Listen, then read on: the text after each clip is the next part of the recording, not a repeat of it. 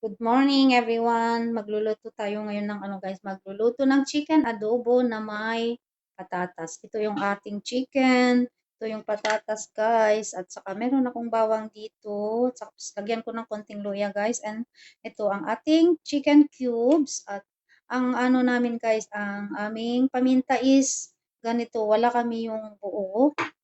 Ito yung aming suka, saka ang aming toyo.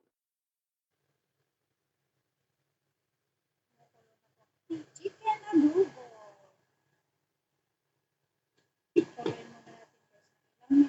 Hello guys, ito na po yung ating chicken adobo. Malambot na po yung chicken adobo. Tapos, ipo-fried ko lang siya dito sa my garlic. Yan siya guys, sinama ko lang siya sa, sinot ko lang siya sa garlic. Yan siya guys, inilagay ko rin yung, yung pinag-anuhan ko ng chicken adobo guys. Yung sauce niya, inilagay ko after na masot sa garlic. Yan siya guys, inilipat ko sa mas malaking kaldero kasi maliit yon. Kailangan na natin ilagay ang ating patatas. Ayan na siya guys.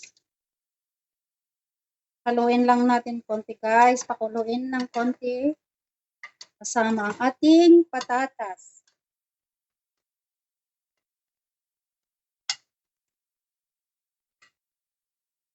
Ito na po ang ating chicken adobo guys. Pwede na tayong kumain.